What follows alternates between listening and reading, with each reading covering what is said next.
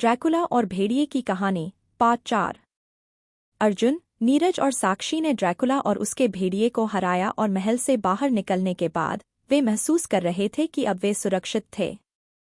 उन्होंने ड्रैकुला की अंधेरे शक्तियों को नष्ट किया था और गांव में शांति लौट आई थी। लेकिन ऐसा लग रहा था कि उन्होंने जो किया वह इतना आसान नहीं था। महल से बाहर निकलते हुए अर्जुन को एक घबराहट महसूस हुई, मानो कुछ छिपा हुआ रहस्य अब तक उनका पीछा कर रहा हो। क्या तुम लोग महसूस कर रहे हो? अर्जुन ने नीरज और साक्षी से पूछा। यहाँ कुछ और है।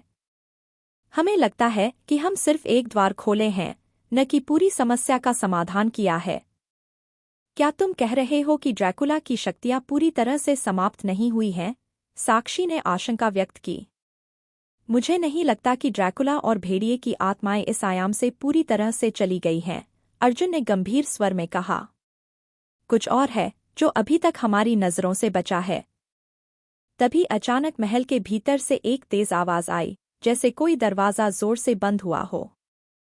तीनों दोस्तों ने एक दूसरे की तरफ देखा और बिना एक शब्द कहे महल के अंदर लौटने का निर्णय लिया। वे वापस उसी दरवाजे के पास पहुंचे जो पहले बंद हो चुका था। महल के भीतर का माहौल अब और भी घना और भयावह हो गया था। हर कदम पर उन्हें ऐसा महसूस हो रहा था कि किसी अज्ञात शक्ति का दबाव बढ़ता जा रहा है। अर्जुन ने किताब को खोला और उसमें से एक पुराना, अदृश्य मंत्र पढ़ने की कोशिश की जो उसके दादी ने उसे बताया था। अगर हम फिर से उस आयाम से जुड़ने वाले हैं तो हमें पूरी तैयारी करनी होगी, उसने कहा। यह कुछ ऐसा है जो ड्रैकुला के अलावा और भी गहरे रहस्यों को खोल सकता है। जैसे ही अर्जुन ने मंत्र पढ़ना शुरू किया, अचानक महल के बीचों बीच एक पुराना चक्र चमकने लगा। चक्र का केंद्र एक गहरे लाल रंग में बदलने लगा और उसके चारों ओर एक काली आभा फैलने लगी। यह वही चक्र था जो पहले महल के भीतर मौजूद था, लेकिन अब यह पहले से कहीं ज्यादा खतरनाक और शक्तिशाली महसूस हो रहा था। अर्जुन और उसके दोस्त उसे घबराए बिना देख रहे थे, क्योंकि उन्होंने महसूस किया कि यह चक्र उन्हें उस गहरे और भयावह आयाम के दरवाजे तक ले जाएगा जहां ड्रैकुला और भेड़िए की शक्तियां अब भी जीवित थीं। लेकिन इससे पहले कि वे कुछ समझ पाते, एक और विस्फोट हुआ और चक्र में से एक घना, काले रंग का धुआं निकलने लगा। धुआं तेजी से फैलने लगा और महल के अंदर सब कुछ अस्पष्ट हो गया। तभी चक्र के भीतर से एक और आकृति उभरी। यह ड्रैकुला की ही छाया थी, लेकिन अब वह और भी भयावह रूप में नजर आ रहा था। उसका चेहरा विकृत हो चुका था, उसकी आंखें और भी लाल हो गई थीं और उसके शरीर से सर्द हवाएं निकलने लगी थीं। उसकी शक्तियां अब इस आयाम के बाहर तक फैलने लगी थीं। तुमने जो किया है वह मुझे कभी नहीं खत्म कर सकता, ड्रैकुला ने गुस्से में कहा और उसकी आवाज में एक अजीब सी गूंज थी। मैं इस आयाम में बसा हुआ हूँ। मैं कभी नहीं मर सकता। अर्जुन, नीरज और साक्षी सकते में थे, क्योंकि वे समझ गए थे कि ड्रैकुला अब सिर्फ एक भूतिया आत्मा नहीं रह गया था। वह इस आयाम में किसी रहस्यमय तरीके से जीवित था और अब उसे खत्म करने के लिए उन्हें एक और तरह की शक्ति का सामना करना होगा। एक नई चुनौती। अर्जुन ने अपनी तलवार को बाहर निकाला और कहा, हमने पहले तुम्हें हराया था, ड्रैकुला। अब हम फिर से इसे खत्म करेंगे। तुम जितनी बार भी कोशिश करोगे, तुम कभी सफल नहीं हो पाओगे, ड्रैकुला की आवाज में एक डरावनी हंसी थी। यह आयाम मेरी शक्ति का स्रोत है। अब तुम मेरे पंजों से बच नहीं पाओगे। अर्जुन और उसके दोस्तों ने एकजुट होकर फिर से उसकी शक्तियों से लड़ने का प्रयास किया। साक्षी ने अपनी जादुई किताब को खोला और एक और मंत्र पढ़ने की कोशिश की। नीरज ने धनुष का इस्तेमाल किया, लेकिन जैसे ही बाण ड्रैकुला की ओर बढ़े, वे हवा में गायब हो गए।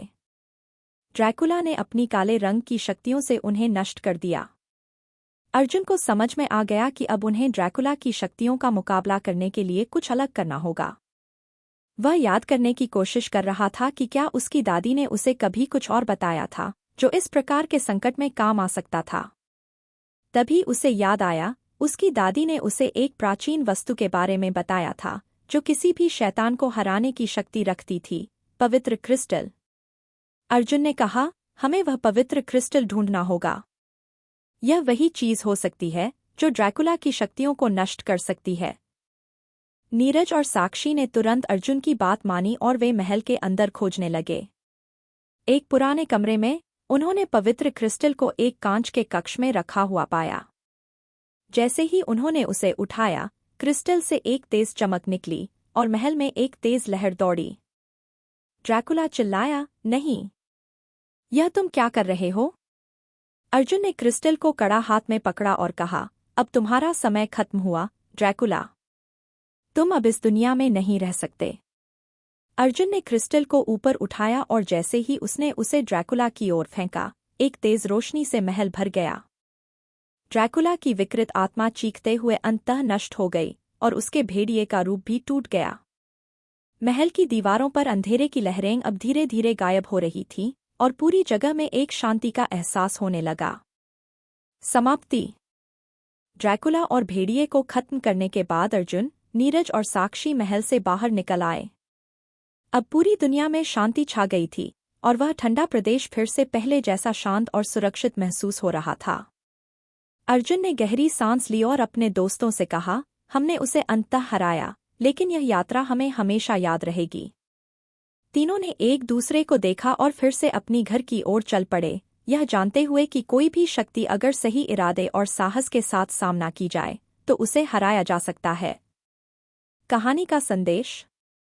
यह कहानी हमें यह सिखाती है कि चाहे कितनी भी बड़ी शक्तियां हों, अगर हम एकजुट होकर खड़े हों तो हम किसी भी बुराई का सामना कर सकते हैं।